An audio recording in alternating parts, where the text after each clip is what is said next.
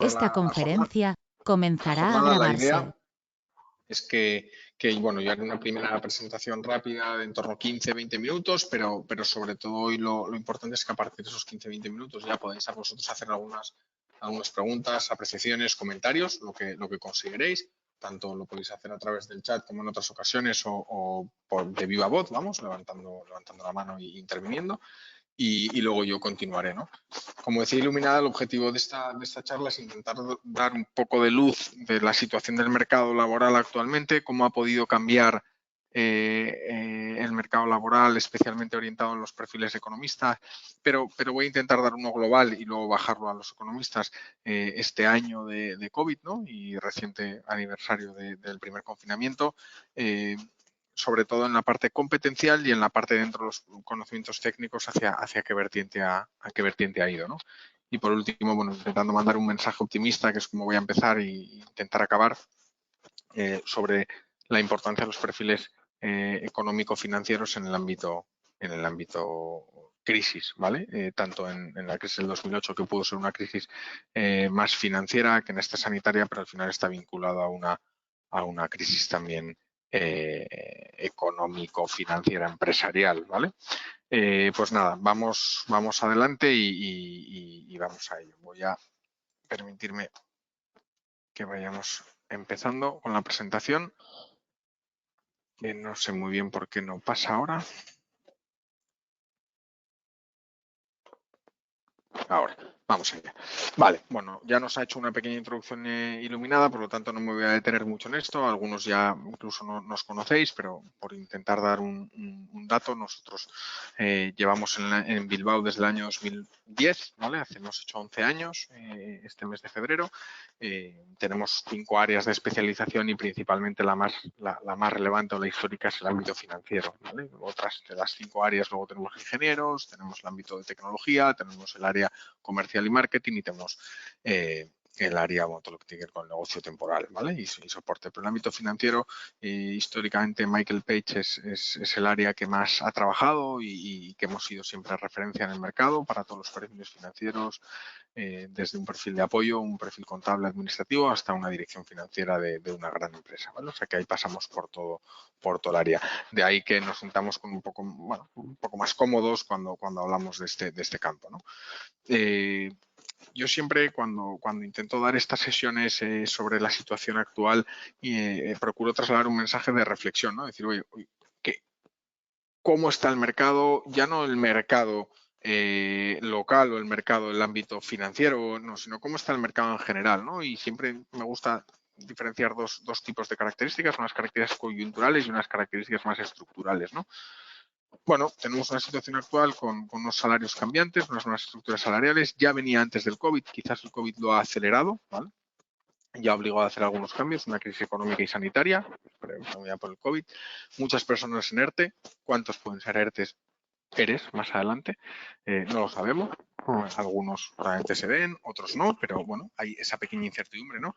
Todos los perfiles juniors tienen las mismas barreras de acceso, ¿vale? Hay una escasa demanda de perfiles cualificados juniors, ¿vale? Y eso, bueno, es un dato importante y más en el ámbito financiero, ¿no? Donde en el ámbito económico, donde muchos de los perfiles financieros empiezan en grandes compañías, donde se continúan su formación para luego dar el salto a otras empresas. Bueno, pues el que todas estas compañías tengan ciertas dificultades o ciertas, bueno, carencias o no necesidades de incorporación de este tipo de perfiles, pues dificulta el desarrollo y la formación de la gente que acaba de terminar su formación, ¿vale? Formación universitaria en este caso. Algunos sectores hundidos, hostelería, turismo, aeronáutica, ¿vale? Por suerte en el País Vasco, pues bueno, pues quizás la incidencia de la hostelería y el turismo no es tan fuerte como en otras zonas geográficas, pero bueno, sí que era un área que estaba creciendo mucho y en Guipúzcoa tenía mucha fuerza y en este área, bueno, pues son dos sectores que han sufrido muchísimo y el aeronáutico, donde aquí en el País Vasco y principalmente en Vizcaya teníamos 4 o 5 actores muy importantes con todo lo que conlleva la industria auxiliar, pues es un sector, ¿no? Que nos decía el otro día un cliente que prevén una recuperación de cara al 2024, ¿no? Por lo tanto, queda un largo camino, ¿no? Y nuevos sistemas de trabajo, bueno, de teletrabajo, menos viajes. Aquí sí quería hacer una pequeña parada, ¿no? El teletrabajo ha llegado para quedarse, sí, efectivamente. el trabajo ha llegado para quedarse, pero no en el formato actual, ¿no? Ni en el formato actual, ni en el formato que hemos tenido o que estamos, o que hemos, bueno, principalmente que hemos tenido estos últimos meses, ¿no? Sí pedirle a la última persona que se ha incorporado que ponga el mute, por favor, de cara, como os decía, bueno, pues que el teletrabajo llegó para quedarse, pero no como en estos últimos meses, ¿no? Muchas compañías ya están implantando un teletrabajo, un protocolo de teletrabajo para cuando pase el COVID y podamos estar todos en las oficinas. Otras empresas siguen con el teletrabajo 100%, pero también adaptando sus modalidades, los turnos, bueno. Y luego el que muchas veces hemos descubierto, o en muchas ocasiones hemos descubierto, que no hay o no había necesidad de determinados viajes para ejecutar determinadas cosas, ¿no? Y yo creo que ese nuevo sistema de trabajo sí que ha llegado para quedarse con ciertas o ciertos ajustes y ciertas adaptaciones a lo que requiere el mercado laboral una vez que volvamos a una normalidad, ¿no? Y luego tenemos unas características estructurales, pues una globalización, ¿vale? Donde vosotros como economistas seguro que lo habéis vivido, donde se han centralizado muchísimos departamentos de staff, departamentos de apoyo, departamentos financieros, dando cobertura a todas las filiales, ¿vale? Las decisiones, evidentemente, cada vez se toman más a nivel mundial y si nos vamos a pymes a nivel más global, ¿vale? Y sobre todo, ¿qué nos ha hecho el COVID? Pues lo que nos ha hecho es orientarnos hacia un ámbito más proteccionista, ¿no? Yo no sé si aquí alguno lo conoce, pero la semana pasada salía que el Endacari visitaba la empresa Sibol, ¿no? La empresa Sibol era un fabricante de mascarillas y EPIs en general, pero entre otras cosas mascarillas que está aquí en Vizcaya. Pues Sibol ha sido una empresa que evidentemente ha salido súper reforzada y ha salido en todos los medios y ha sido un proveedor muy habitual. Pero Sibol antes del COVID estaba en una situación compleja en la que tampoco estaba recibiendo determinada atención por parte de la administración y ahora sí, ¿no? ¿Esto qué quiere decir? Bueno, pues que surgen nuevas oportunidades de negocio quizás en sectores que eran, no voy a decir de poco valor añadido, pero era difícil competir contra los países asiáticos por coste, donde ahora las administraciones están poniendo un poco más de fuerza y probablemente salgan oportunidades de negocio y salgan oportunidades de incorporarse a departamentos financieros en esta tipología de empresas, ¿no? que estoy seguro que van a salir. Como decía al principio, la demanda de talento es escasa, solo 1 de cada 4 empleados ocupa posiciones de media alta dirección y la rotación reducida, ¿no? Los malos no se van y los buenos y a los buenos pues no conseguimos retenerlos. Esto es una generalidad, ¿vale? Pero sí es verdad que muchas veces las crisis generan que la gente no se quiera ir.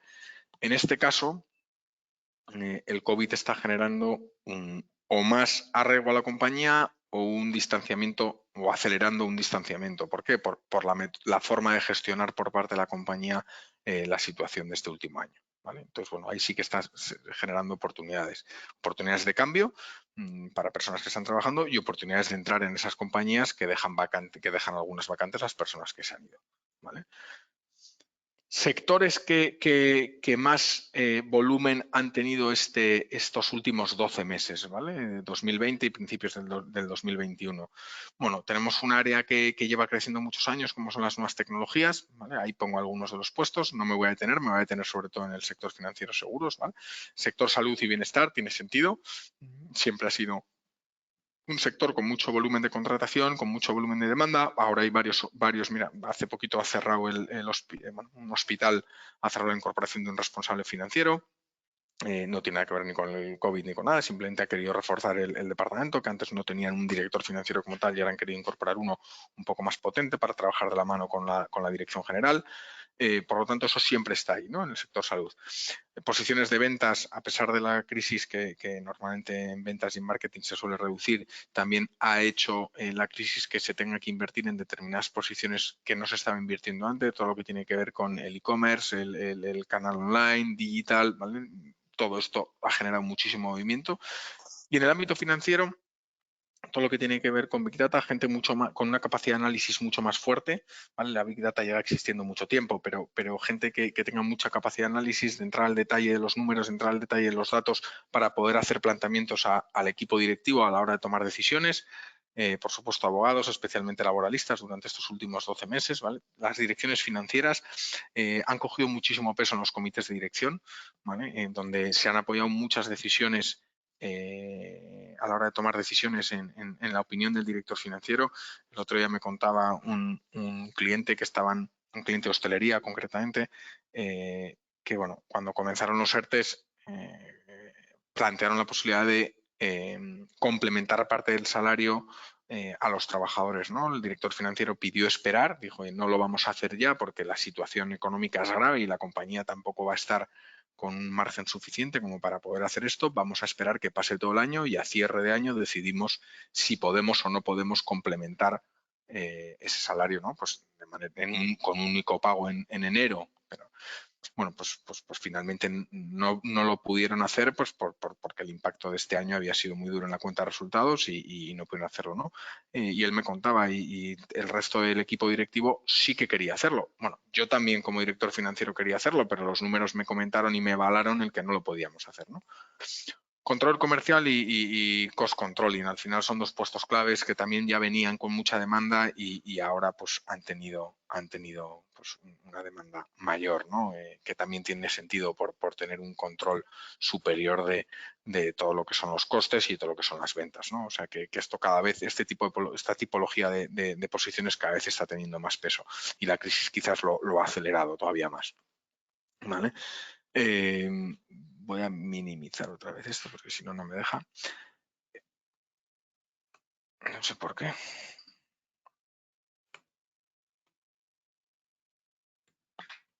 Qué raro. Ahora, vale. A nivel competencias, bueno, aquí diferencia entre características, ¿no? Ya vamos pasando más, hasta ahora hemos hablado más del mercado, ahora ya estamos hablando más o pasamos a hablar más de la persona, ¿vale? O de los candidatos. Aquí yo destacaría o diferenciaría entre características y competencias. Ahí veréis que a nivel de características, formación apropiada y continua, se da por hecho, se sobreentiende, experiencia gestionando proyectos u equipos, cada vez es más importante, ¿vale? La experiencia profesional lógica, racional y creciente. Esto quizás en personas que han tenido cambios un poco complicados, muchas veces nos preocupa, ¿no? Como candidatos, cómo explicar esto en una entrevista. Luego si salga alguna pregunta lo responderé y si no, no. Pero es verdad que tenemos que intentar que darle cierta lógica a todo nuestro recorrido profesional, ¿no? Los idiomas, por supuesto, a nivel local, inglés y euskera, y luego a nivel ya más multinacional, pues todo idioma suma, ¿no? Capacidad de empuje y tracción, esto es muy importante y se puede demostrar, se puede poner en un currículum, ¿vale? Y se puede trasladar en una entrevista. Y capacidad de gestión de crisis o incidencias, ¿vale? También se puede poner en un currículum, se puede trasladar y se puede explicar en una entrevista. Y a nivel competencial, donde quizás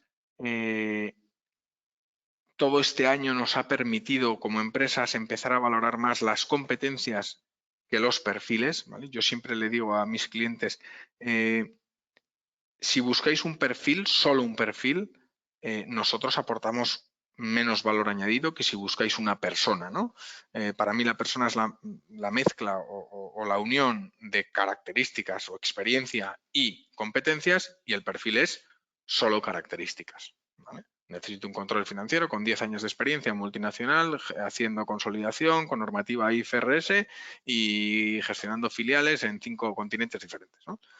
Eso sería un perfil.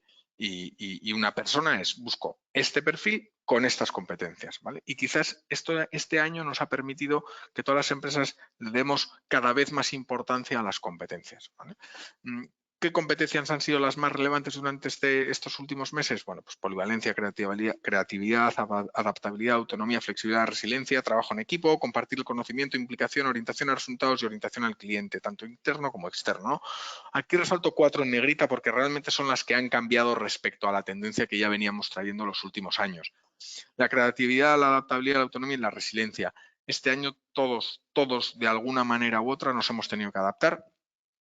Todos de alguna manera u otra hemos tenido que ser creativos para poder sacar trabajo adelante. Todos de alguna manera u otra hemos tenido que ser autónomos y todos hemos tenido que tener una resiliencia extraordinaria, ya sea por trabajo, ya sea por familia, ya sea por salud, por lo que sea. todos hemos tenido que tener una fuerte resiliencia, ¿no? Por supuesto, las otras 3 características o competencias también, ¿no? Creatividad, adaptabilidad, autonomía. Y este quizás para mí es el punto de inflexión que ha marcado más a nivel de perfiles más demandados este año, ¿no? Perfiles, los que hemos comentado antes, competencias estas. Y se está valorando mucho en las entrevistas, se está valorando mucho en los procesos de selección la posibilidad de evaluar este tipo de competencias, ¿vale? Que ya nos están demandando, tanto en perfiles directivos como en perfiles mandos intermedios, como en perfiles de apoyo cualificado, como en perfiles juniors, ¿vale? Luego ya cada puesto y cada compañía pues le da más importancia a unas u a otras, pero estas serían las más generalizadas. Al final, ¿qué es lo que buscamos cuando somos unos candidatos en búsqueda activa? Pues lo que buscamos es empleabilidad, lo que buscamos es que nuestro perfil sea atractivo en el mercado, ¿no? Y al final la empleabilidad es un factor vital para el desarrollo de cualquier carrera profesional y que facilita la movilidad de una persona de unas empresas a otras, ¿vale? Y esto es lo que tenemos que buscar nosotros cuando comenzamos el proceso de búsqueda de empleo. Y la empleabilidad se empieza a trabajar con el currículum, con LinkedIn, como en las entrevistas, como incluso en el post. Ya una vez que te has incorporado a una empresa, ahí también puedes trabajar tu empleabilidad, ¿no? Para de cara al futuro. Y esto es muy importante.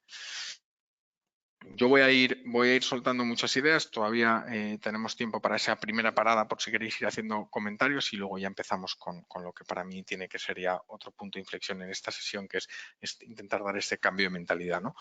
Pero al final la sociedad lo que está haciendo es impulsando un cambio, ¿no? Y eso exige que todos seamos capaces de adaptarnos.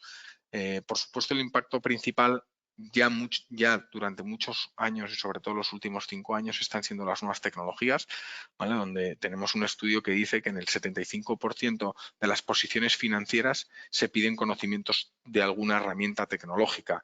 Puede ser desde un SAP, puede ser desde un Excel nivel avanzado o puede ser cualquier otro tipo de tecnología. En un 75% de las posiciones financieras, económico-financieras, ¿vale? Se requiere de conocimiento concreto en alguna herramienta tecnológica, ¿vale? Por lo tanto, este es un dato que para mí es muy, muy importante, ¿no? Y se lo suelo trasladar a todas las personas, todos los perfiles de economistas, todos los perfiles financieros, les traslado la importancia de formarse en este sentido, ¿no? Como decía antes, pero quiero repetirlo un poco, ¿no? Y dándolo como un resumen global de cuáles son las competencias de las personas de cara al futuro, ¿vale? Por la tendencia que estamos analizando en los últimos años. ¿Qué se va a buscar de los candidatos del futuro? Resilientes, transparentes, esto es muy importante. Todos lo vemos, la importancia del compliance en todas las compañías, la importancia de la transparencia cada vez más. La gente, las nuevas generaciones cada vez lo exigen más a sus compañías, cada vez lo exigen más a sus responsables y a sus homólogos o compañeros, ¿vale? Por lo tanto, esto es un punto muy, muy importante.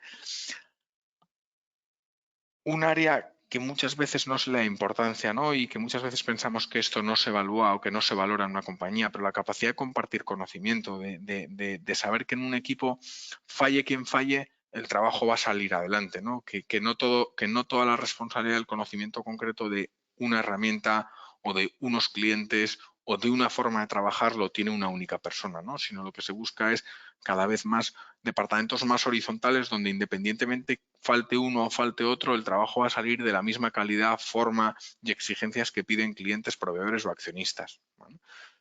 Debemos ser más flexibles. Ya nos lo está marcando las compañías, las propias compañías. Estamos trabajando todas las compañías para flexibilizar nuestras jornadas laborales, para flexibilizar nuestros paquetes retributivos, para flexibilizar dónde trabajar, para flexibilizar las vacaciones. O sea, estamos flexibilizando continuamente, ¿no? Al igual que los empleados están pidiendo eso a las compañías cada vez les están pidiendo a los empleados el ser más flexibles. ¿Cómo? Pues ser más flexibles en responsabilidades, en rotación de departamentos, en asumir responsabilidades que quizás no dependan única y exclusivamente de ese departamento o de esa persona, ¿vale? Y por supuesto, muy, muy importante la orientación a resultados.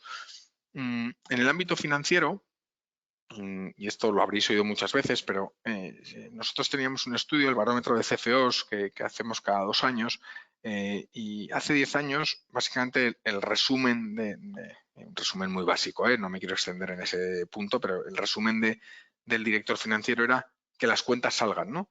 Y si preguntabas a sus homólogos de dirección o bueno, otras personas de la empresa, el director financiero era el que decía que no a cualquier propuesta de gasto, ¿no?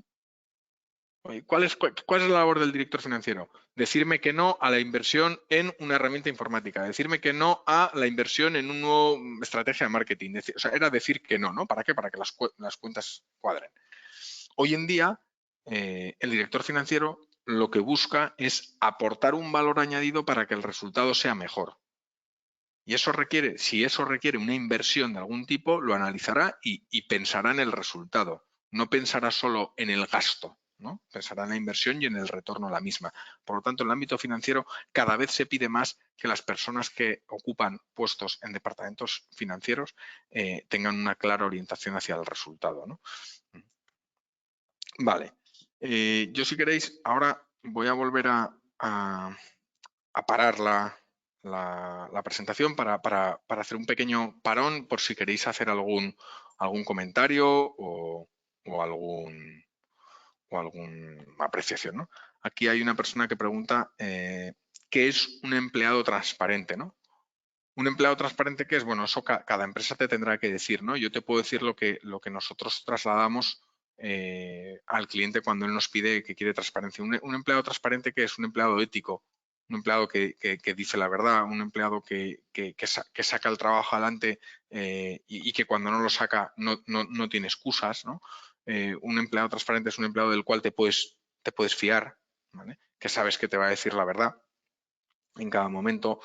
Y básicamente es un empleado que no te genera dudas sobre su trabajo, su credibilidad y su ética, ¿no?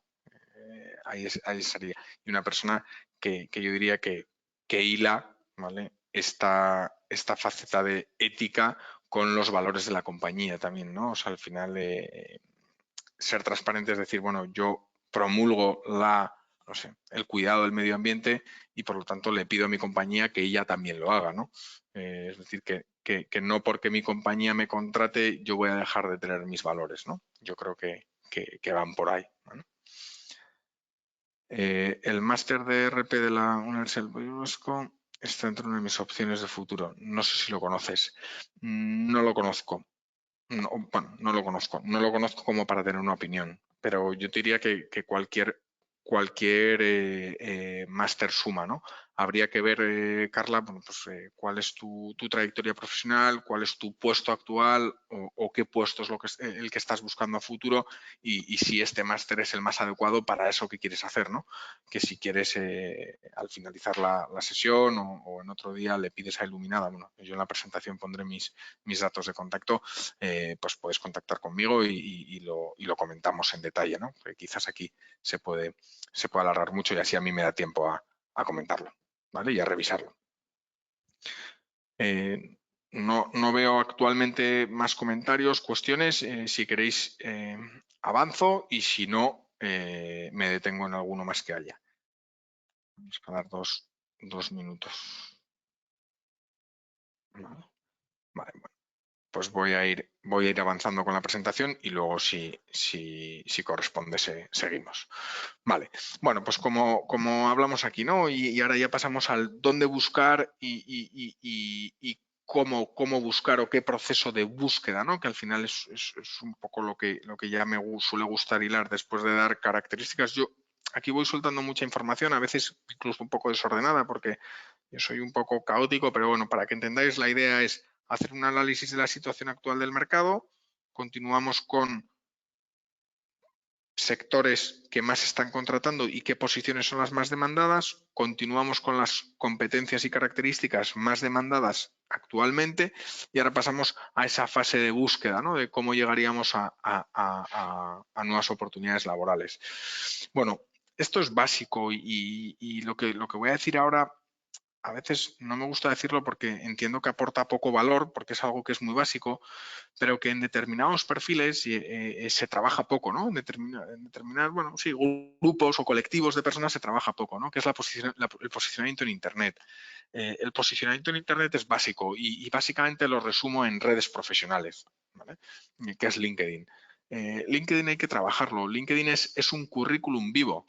LinkedIn es la primera percepción que va a tener una empresa sobre ti va a ser LinkedIn. Porque es lo más fácil. Hoy en día prácticamente todas las empresas que reclutan gente utilizan LinkedIn, aunque sea como contraste, y es muy fácil porque tú metes el nombre y ya ves el currículum de la persona. Y si LinkedIn no está trabajado y está descuidado, la percepción que tenga la persona o empresa que vea ese perfil, pues no le va a gustar, ¿no? Luego ya el que sea una persona más o menos activa en LinkedIn no es tan relevante, ¿vale? O no es relevante, diría, o es poco relevante. Pero el tenerlo bien es fundamental, ¿no? Conocerse y saberse vender. Esto suena también muy básico, pero es que es fundamental conocerse. Es fundamental que una persona cuando va a una entrevista de trabajo tenga la capacidad de explicar su experiencia y de responder a las preguntas que van dirigidas a él directamente sobre su trayectoria profesional, sobre su forma de pensar, sobre su forma de hacer un planteamiento o una estrategia económico-financiera. Es fundamental. Uno, preparar qué es lo que has hecho para poder trasladarlo y luego saber trasladarlo para que aporte valor durante la entrevista. ¿Vale? Confeccionar un buen currículum, bueno, va al hilo con LinkedIn, ¿no? Preparación previa a la entrevista, fundamental, va muy ligado a conocerse y saberse vender. Hay que preparar bien una entrevista y más en el ámbito financiero porque trasladará mucho. Si una persona tiene muy bien preparada una entrevista, dirá mucho a su interlocutor de la capacidad de análisis, de preparación y de anticipación ante problemas que se puedan dar en la empresa, ¿no? Y eso es muy, muy importante. Pensar en positivo, hoy en día, lo decía antes, ¿no? De la visión que tenía la gente del director financiero, el perfil financiero en una compañía, ¿no? El que dice, no, el arisco, el antipático y tal, el que pone barreras, ¿no? Al resto de departamentos, que era un poco la visión que tenían. Bueno, pues ahora el director financiero lo que tiene que hacer es empezar a pensar en positivo. ¿Qué puede aportar él? ¿Qué puede ayudar él a la compañía para que la compañía vaya más? ¿Cómo puede aportar valor al resto de departamentos, ¿no? Practicar el discurso es básico. El otro día, precisamente para una posición de una dirección financiera de una pyme, aquí en Vizcaya, los dos candidatos finalistas llegaron a la tercera entrevista y, bueno, no es relevante, pero bueno, uno era dos personas de en torno a 40 años, los dos venían de multinacional, uno chico y otra chica. Y la chica, bueno, pues llevaba en búsqueda activa pues 2 o 3 meses y había participado en varios procesos de selección y además hace 4 años cambió de trabajo. Bueno, tenía un poco más de experiencia en lo que es un proceso de selección que el otro candidato, ¿no? Que llevaba 10 años en su empresa y la realidad es que, bueno, pues que llevaba sin hacer un proceso de selección pues los últimos 4, 5, 6 años, ¿no? Entonces, en la última entrevista fue una entrevista diferente porque fue una entrevista muy orientada a competencias que bueno, básicamente son, no es que sea esto, ¿no? Pero bueno, son preguntas sin respuesta, es decir, no te están preguntando cuántos 2 más 2, sino lo que te pueden preguntar es, hazme un razonamiento de por qué crees que un Boeing 747 pesa 25 toneladas o hazme un razonamiento de cuántas ruedas se venden en el País Vasco al trimestre o lo que fuera, ¿no? O dime 3 adjetivos positivos y 3 adjetivos negativos sobre ti. Háblame de la mejor, el mayor éxito que has conseguido en tu experiencia profesional y el mayor fracaso que has tenido. Bueno, son preguntas que no tienen una respuesta clara siempre, ¿no? Y que el entrevistador no busca una respuesta correcta, lo que busca es un planteamiento correcto, ¿no? Bueno, pues la chica que tenía más experiencia recientemente en procesos de selección, cuando le pregunté qué tal había ido la entrevista, me dijo que muy bien, que se había sentido muy cómoda, que fue una entrevista exigente, pero que le había dado tiempo a preparar y a practicar la respuesta a algunas de esas preguntas tipo, que no quiere decir que hayan coincidido las preguntas con las que ella había preparado, pero van en la misma línea, ¿no? Por lo tanto, le habían ayudado a conocerse mejor, saber vender esas ideas, tener un discurso claro, ¿no? A partir de ahí, hablo con el candidato que llevaba sin tener experiencia, le pregunto lo mismo y me dijo, pues me he sentido muy incómodo, no he sido rápido en las respuestas, de hecho ha habido alguna pregunta que no he sido capaz de responder porque no me la esperaba, no me lo había podido preparar o no me lo había preparado. Bueno, Entonces, al final, el preparar bien la entrevista, intentar asumir todo tipo de situaciones que se pueden dar durante la entrevista y afrontar una solución a esas posibles situaciones, pues puede aportar valor, ¿no? Y seguimos ¿dónde? Bueno, pues la primera fuente de reclutamiento de cualquier compañía es la red de contactos. Y cuando hablo de la red de contactos, no hablo de la mafia que mueve absolutamente nada. Hablo de la red de clientes, proveedores, antiguos compañeros, compañeros de universidad, compañeros de máster, compañeros de curso, asociados al Colegio Vasco de Economistas, es decir, cualquier persona a la cual puedo llegar para que sepa que mi situación es o de búsqueda activa o simplemente de inquietud por ver cómo está el mercado laboral, ¿vale? Hemos hablado de la formación ya en un par de ocasiones, pero bueno, una formación específica y orientada hacia lo que yo quiero hacer, ¿vale? Redes sociales y portales de empleo, ya lo hemos hablado también. LinkedIn, además de ser un escaparate para ti, presenta muchas ofertas, ¿vale? Muchas ofertas de empleo. Luego, intermediarios públicos, bueno, pues en este caso, bueno, yo creo que quizás aquí tiene menos peso, ¿vale? Intermediarios privados, pues pueden ser desde un colegio profesional como el Colegio Vasco de Economistas, consultoras de selección, headhunters como nosotros o cualquier otra entidad, ¿vale? Vamos a ver, que yo no sé por qué esto se queda bloqueado ahora. Vale, y esto, bueno, esto viene un poco, pero me quería meterlo, además son fotos un poco viejas, pero no lo he podido actualizar, ¿no? Pero yo creo que es muy importante y más en la situación que estamos viviendo y más en perfiles como los vuestros en el ámbito financiero, la capacidad de reinventarse, ¿vale? La capacidad de adaptarse a las situaciones, a los momentos y a los requerimientos de las compañías, ¿no? Y para mí el claro ejemplo es el mundo del deporte, ¿no? Que son personas que entregan su vida durante muchísimos años a una actividad deportiva o a como cualquiera de estos 7 profesionales que veis ahí, y llega un momento que se acaba, y que se acaba, ¿no? Y aquí a mí sí me suele gustar que el deporte es el sector que más discrimina por edad, porque llega un momento que ya eres viejo. Con 35 años se acabó tu carrera deportiva. ¿Y por qué se acaba? No porque nadie te quiera, sino porque los que vienen por debajo te acaban comiendo, ¿no? Entonces llega un momento que te tienes que reinvertir sí o sí, porque ya no vales para eso, ¿no? Entonces aquí ponía algunos ejemplos, ¿no? Bueno, como muy extremo podríamos hablar de Eli Pinedo y Almudena Cid, que pasan de ser deportistas de élite a una diseñadora de ropa orgánica y la otra escritora infantil, presentadora, bueno, y al final están los medios, ¿no?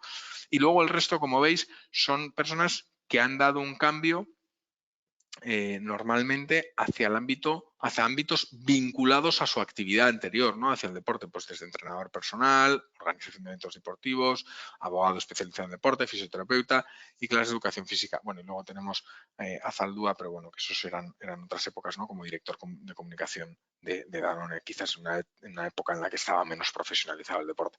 Pero entonces, con esto lo que me gusta decir es, hace falta reinventarse. ¿Cómo? Con formación, ¿vale?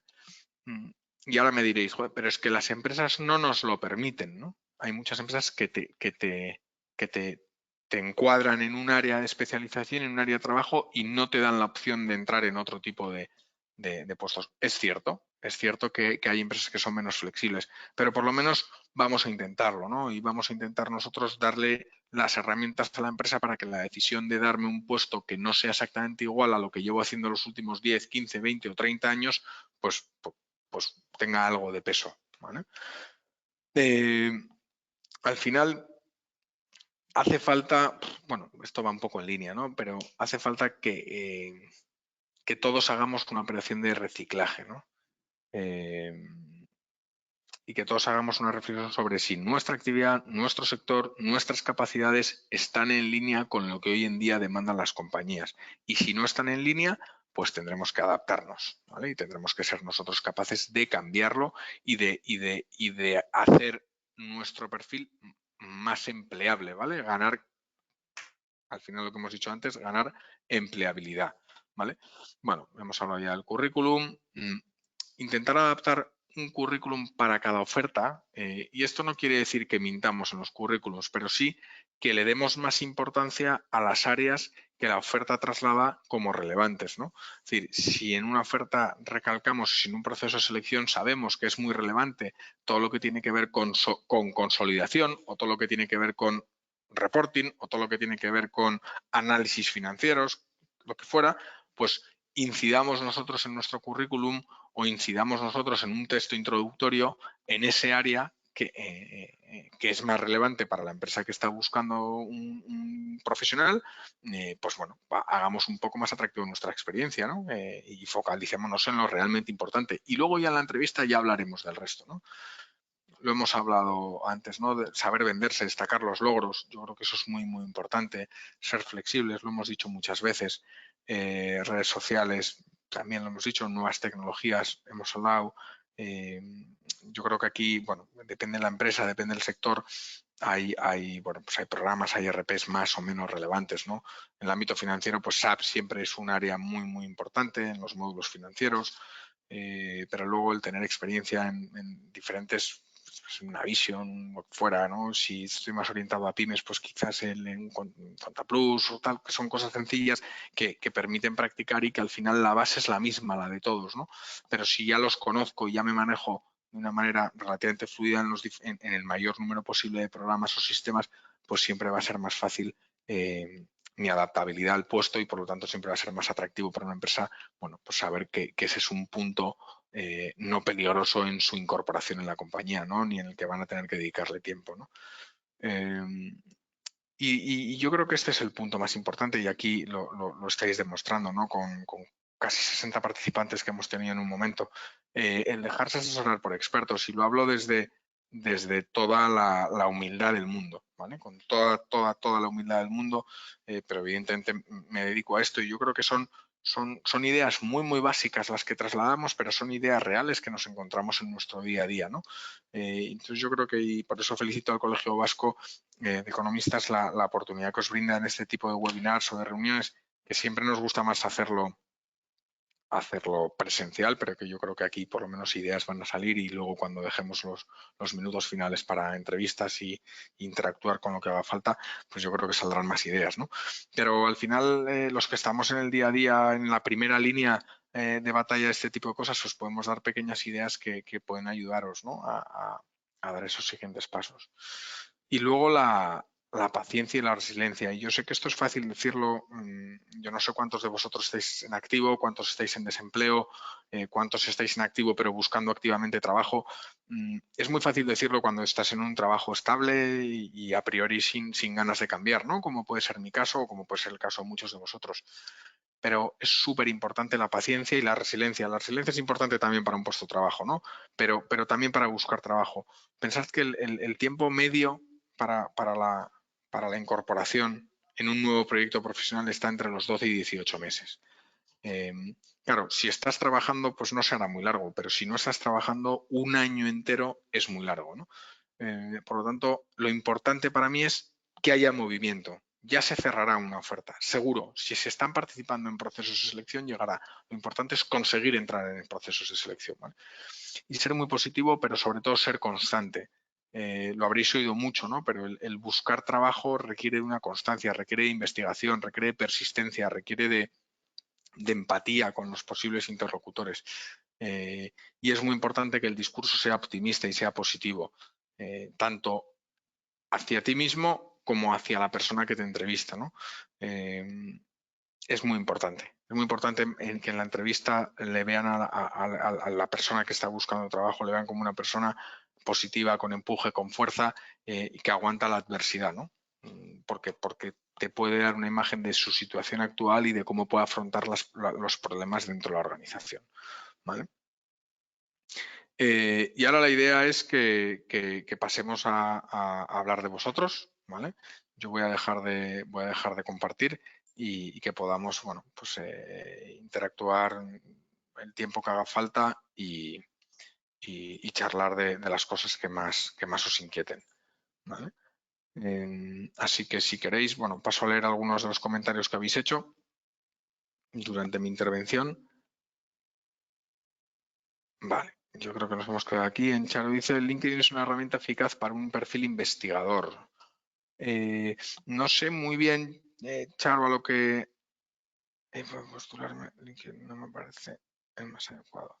Vale, efectivamente, en función del perfil, hay herramientas o hay canales que son mejores que otros, ¿no? Cuando te refieres, si tengo un perfil de investigador, cuando hablas de investigador, te refieres, Charo, a investigador de qué tipo, de qué característica para que pueda orientarlo, ¿no? Independientemente de eso, LinkedIn quizás para un perfil muy específico como puede ser el de investigador, no te proporcione muchas ofertas de trabajo, pero sí te va a proporcionar seguro una imagen, no va a restar. ¿Vale? Igual no suma, pero restar no va a restar, ¿vale? Porque es verdad que hay determinados perfiles que son muy de nicho y al final, bueno, pues darle a visibilidad en LinkedIn, pues quizás no te va a proporcionar o no es el canal más adecuado, pero seguro que va a sumar, ¿vale? Carlos, los departamentos de información, antiguamente y actualmente conocidos como IT, dependen del CFO. ¿Aplica esto en pymes de nuestro entorno? Sí. Sí, de hecho, diría que luego ya depende cada empresa y depende el peso que tenga el departamento de IT o de sistemas en cada compañía, ¿no? Pero efectivamente del director financiero en las pymes normalmente cuelga también recursos humanos y tecnología, ¿no? Normalmente en estas empresas suele haber 1 o 2 personas de sistemas y luego tienen subcontratado todo lo que tiene que ver con el desarrollo de la herramienta y tal, ¿no? Entonces, al CFO cada vez se le da más peso en el ámbito tecnológico, ¿no? Cuanto más grande es la compañía, normalmente más grande es la estructura del departamento IT y normalmente acaba ocupando un puesto en el comité de dirección, ¿no? Cuando la compañía no es especialmente grande, pues normalmente depende siempre del CCO. Aquí no sabría deciros tamaños porque quizás hay empresas con un tamaño muy pequeñito, pero que el campo tecnológico tiene muchísimo peso dentro de la organización y quizás compañías más grandes con facturaciones de en torno a 50 millones de euros donde el ámbito tecnológico no tiene tanto peso o lo tienen todo externalizado y entonces solo tienen una persona de referencia y sí depende del departamento de IT, ¿no?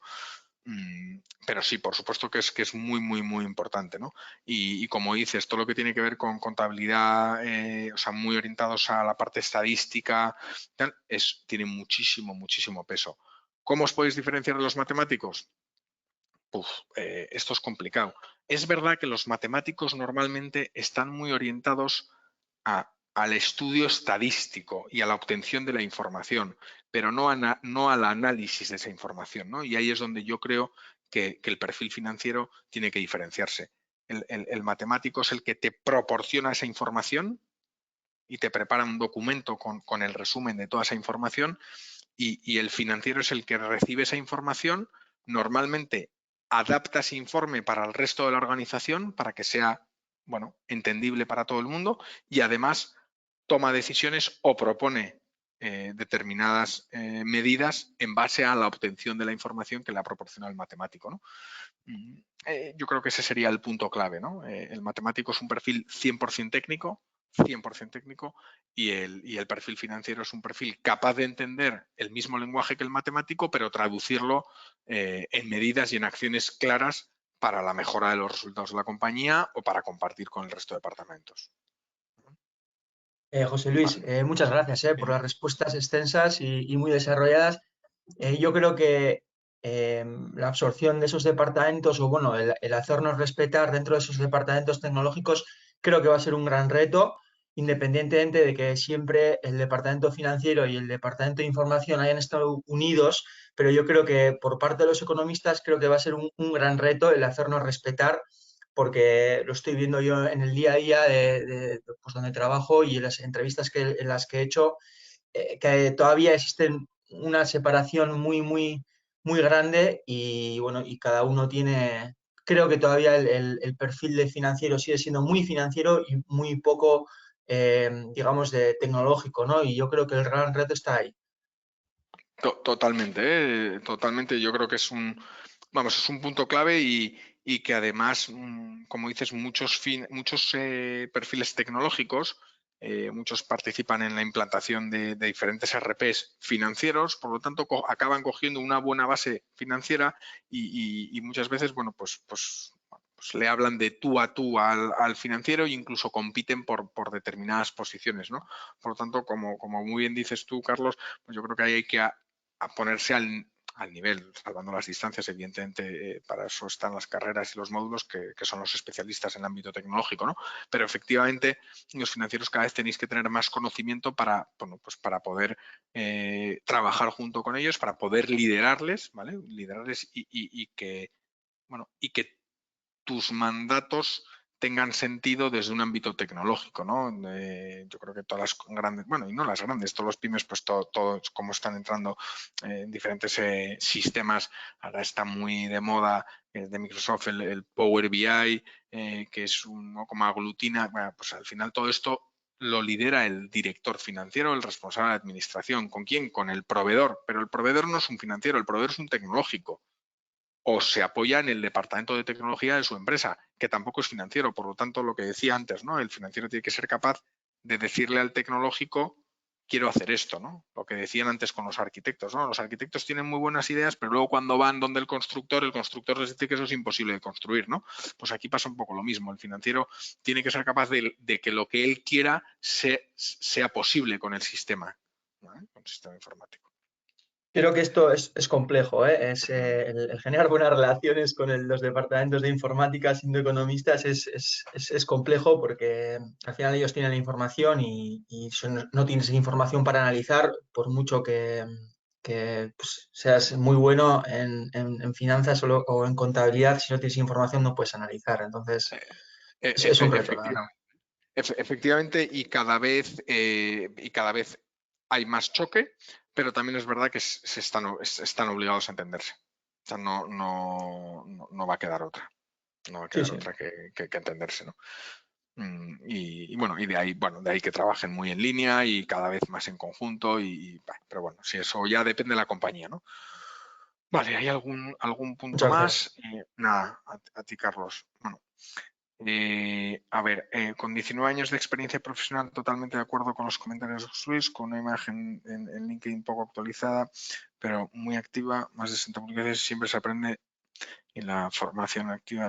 Bueno, totalmente. Y además, como has dicho, LinkedIn, aunque tú no seas muy activo, el estar pendiente de las publicaciones que hacen tus contactos siempre aporta. Pero luego un dato, el 45% de las posiciones que se cierran en el País Vasco son a través de LinkedIn. ¿Vale?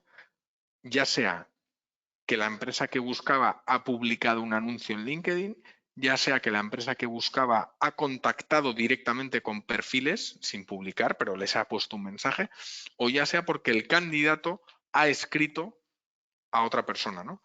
A mí cuando la gente me pregunta, oye, ¿tú cómo buscarías trabajo? Bueno, imagínate que yo soy controller financiero. ¿Cómo buscaría trabajo?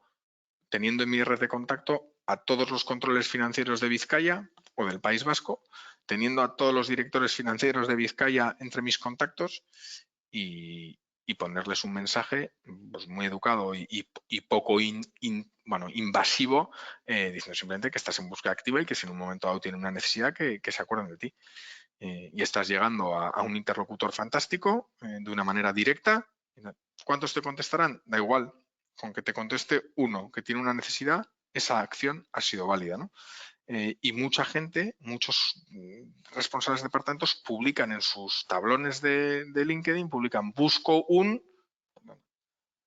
Entonces, pues yo creo que en LinkedIn hay que estar y ayuda. ¿Vale? Luego, Borja, ¿no? Tengo experiencia de 6 años, 2 años como asesor contable y 4 años como asesor fiscal. Quiero dar el paso a un perfil puramente financiero tipo controller. ¿Cómo podría fortalecer mis características para poder optar a este tipo de puestos? Creo que al no tener experiencia específica como controller quizás podría tener dificultades. Bueno, efectivamente cuando participas en un proceso de selección yo suelo decir que es una competición sana, pero es una competición donde solo gana uno, que es el que le cogen, y que tampoco hay ningún candidato descartado. normalmente, por lo menos de los que llegan a la fase final. Simplemente que hay un candidato elegido. El resto no es que no encajen o no es que no valgan, simplemente es que solo se pueden quedar con uno. Y al final se quedan con uno por pequeños detalles, ¿no? Cuando compites contra perfiles de controller que ya tengan experiencia en controller, pues tú tendrás que intentar poner en valor tus 2 años como asesor contable y poner en valor tus 4 años como asesor fiscal, ¿no?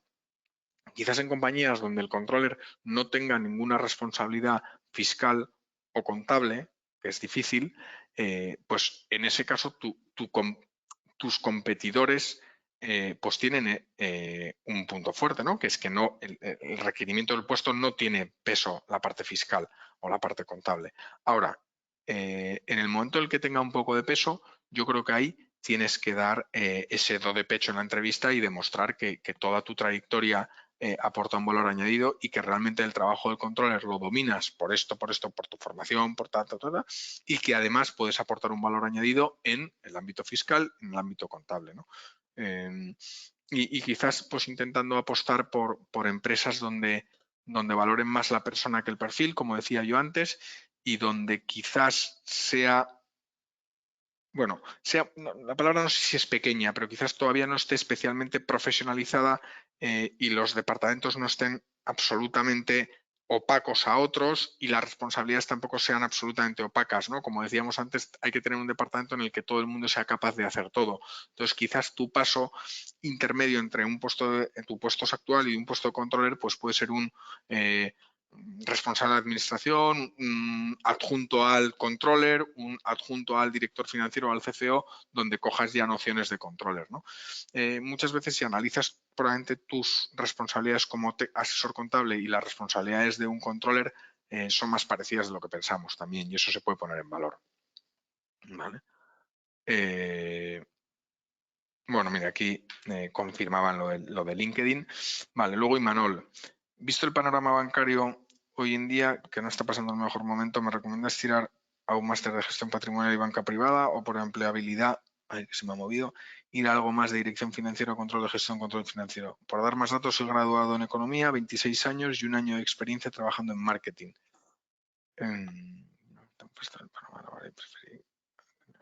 Totalmente. Vale, cuando dices 26 años de edad, ¿verdad? No 26 años de experiencia. Entiendo que sí, porque si no, no serías graduado, serías licenciado. Vale. A ver, yo hoy en día en el ámbito bancario es un área muy complicada, sobre todo desde el punto de vista comercial, ¿no? De todo lo que tiene que ver con oficinas bancarias y todo lo que está orientado al particular, ¿no? Que se está digitalizando muchísimo, donde también hay puestos de economistas detrás, pero donde quizás se está achicando mucho la estructura y está todo muy centralizado también en las grandes capitales europeas, ¿no? Ahora, la banca privada siempre va a tener empleabilidad, siempre y cuando haya cartera, ¿vale? Gestión patrimonial o banca privada. Pero efectivamente la banca privada da más oportunidades a perfiles juniors o con menos experiencia a introducirse y ir generándose esa cartera, ¿no? Por lo tanto, no es malo. También es verdad que es un sector muy cerrado del cual luego cuesta salir, ¿vale? Cuesta entrar también, pero cuesta salir. Pero es una posibilidad muy real. Y todo lo que tiene que ver con el ámbito que pones ahí también de control financiero, siendo un perfil junior tienes oportunidad todavía para entrar en cualquier sector. No te cierres solo o a banca privada o a control financiero. Si lo que te divierte también es la parte de marketing, donde cada vez se están valorando más los perfiles financieros o economistas, pues yo creo que puede ser una buena oportunidad. Pero siendo tan junior, todavía vas a tener flexibilidad por parte de las compañías para entrar en un puesto u otro, ¿no? La formación en banca privada, gestión patrimonial, siempre va a sumar y yo creo que es un área que tiene mucha empleabilidad, que tiene mucha demanda de perfiles y que siempre va a tener empleabilidad, siempre que haya dinero en el mercado. Y la parte de control de gestión, pues yo creo que es cuestión de intentarlo, ¿no? Pero son 2 opciones buenas, me parecen 2 opciones buenas. Vale. Mercedes, con lo que has comentado en LinkedIn me surge una pregunta. Comentas contactar con tu mismo perfil más que con recursos humanos. Lógico, pues, vale. propio perfil de opciones. A ver, tu propio perfil de... Bueno, perdón que he leído en bajo, no sé si vosotros veis la pregunta, pero básicamente lo que dice es que si Mercedes quiere trasladar que si tiene más sentido contactar con tu homólogo, o sea, con el responsable funcional, que en vez de con recursos humanos, ¿no? Yo te doy mi opinión. Depende de las compañías, pero recursos humanos, el volumen de mensajes que recibirán será, vamos, estratosférico. Por daros un dato, si tú publicas hoy y algunos seguro que lo habéis hecho, si tú publicas hoy en InfoJobs un anuncio, en menos de 48 horas, en un perfil financiero, en un perfil de economista, recibes de media más de 400 solicitudes las 48 primeras horas. Por lo tanto, recursos humanos, si además de todo lo que estará buscando por sus propios medios, recibe a través de LinkedIn muchísimos mensajes, probablemente muchos pasen al olvido, muchos se les escaparán, como me pasa a mí, y es más difícil de gestionar. En cambio, el funcional normalmente recibe menos impactos, normalmente.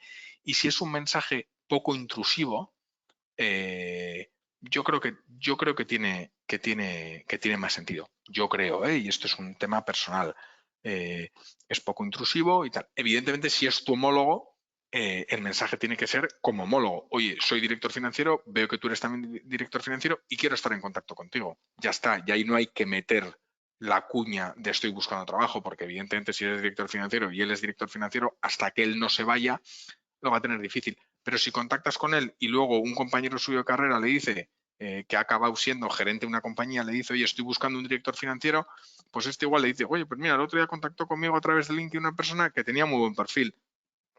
Llámale si quieres, ¿no? Entonces, siempre te abre puertas. Cuanto a tu red de contactos mayor sea, tanto a través de LinkedIn como a través personal, a través de tus contactos personales, siempre vas a tener más oportunidades. Siempre. Para mí es bueno contactar con tus homólogos. Por supuesto, cuanto más, o sea, si tienen mayor jerarquía que tú, pues mejor, porque la capacidad de decisión es suya, ¿no? Pero quien va a tomar la decisión de contratar va a ser el director financiero, no va a ser recursos humanos.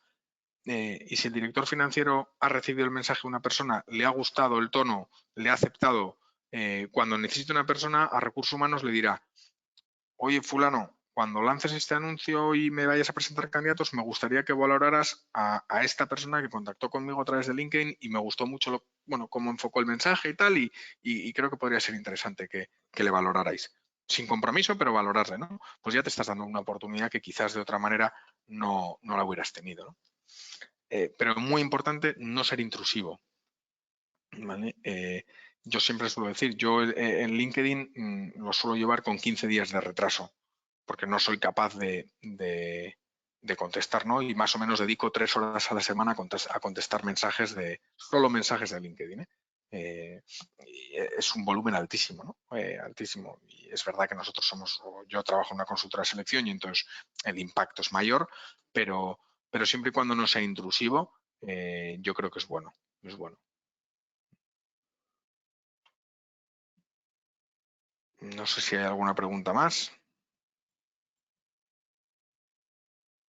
Bueno, voy yo cerrando la jornada, aunque ahora supongo que Iluminada la cerrará. Si hay alguna pregunta más, contesto. Pero yo, por ir cerrando, sí me gustaría acabar con un mensaje positivo, como he dicho al principio. No me gusta hablar mucho de la crisis, tampoco me gusta decir lo que dice mucha gente, ¿no? De las crisis salimos reforzados y tal. Bueno, las crisis son una faena. Son una faena y ojalá no existieran las crisis, ¿no? Y menos una crisis como la que hemos vivido, con una pandemia, con una situación complicadísima, seguro que muchos de vosotros habéis tenido, pues eso, enfermedades, fallecimientos cercanos y ojalá no. Pero lo que está claro es que en las oportunidades de vez en cuando surgen, o sea, en las crisis de vez en cuando surgen oportunidades. Y en el ámbito financiero, en el campo financiero, hay muchas más oportunidades que quizás en otros campos. ¿Por qué? Porque cuando viene una crisis del tipo que sea, acaba repercutiendo en la economía de las empresas. Por lo tanto, buscan personas profesionales que les puedan ayudar a hacer ya sea una refinanciación en caso de empresas que estén mal, empresas que quizás de la crisis han salido reforzados, a profesionales que les ayuden a organizar y procedimentar mejor su departamento, o simplemente se está creciendo en el volumen de facturas, de labores administrativas y hace falta alguien que lo organice. Es decir, en el ámbito financiero, los años siguientes a las crisis suele haber muchísimo movimiento. Por lo tanto, yo creo que es un mensaje optimista y es una realidad además. Esperemos que las últimas 2 grandes crisis que yo he vivido trabajando en este sector no me equivoque y esta vaya en la misma línea, ¿no? Pero en el ámbito económico-financiero hay muchísimo volumen, ¿vale? Post-crisis. Muchísimas gracias a todos por escucharme y paso la palabra a Iluminaria y le agradezco muchísimo la invitación también. Qué ricasco a ti y a todos los que habéis participado, Charo, Carla, Carlos, creo que me dejo a alguien, Borja, Imanol, Mercedes. Bien, pues es que ricasco a todos por haber participado en este webinar que hemos organizado y en particular a ti, José Luis, porque ha sido, bueno, no sé vosotros qué os ha parecido, a mí me ha parecido súper interesante porque nos has ayudado a identificar algo muy importante, que es que tenemos que cuidar nuestra identidad digital y que esto es muy importante de cara a este posicionamiento en el mercado laboral, además de cuidar y disponer de una orientación adecuada. Entonces, bueno, pues con este tipo de eventos lo que tratamos es de poner sobre la mesa los elementos que contribuyan a esa orientación y además os recuerdo que tenemos un programa de mentoring en el que uno de los grupos de trabajo está diseñado para trabajar esto, la identidad digital. Entonces, animaros a aquellas personas que tengáis interés en crear vuestra identidad digital para participar de forma adecuada en LinkedIn, que parece que es una red que puede resultar interesante de cara a la búsqueda de empleo. Y bueno, y invitaros, animaros a que os incorporéis al programa de mentoring. Así que, sin más, pues es que ricasco a todos y gracias, José Luis, de nuevo. Gracias a vosotros, de verdad, por invitarme y espero haber podido ayudar y estoy a disposición de cualquiera de las personas, de los asistentes, si quiere comentar cualquier cosa, después dar mi correo electrónico sin ningún problema, Iluminada. Genial, además publicaremos la presentación, la PPT, la publicaremos, la pondremos a vuestra disposición en este mismo lugar donde habéis accedido para poder acceder al enlace de la webinar. Así que hasta la próxima, eskerrik asko guztioi eta, bueno, pues beste egun batean egoteagatik. Agur. Bueno, hasta luego, buenas tardes, gracias a todos.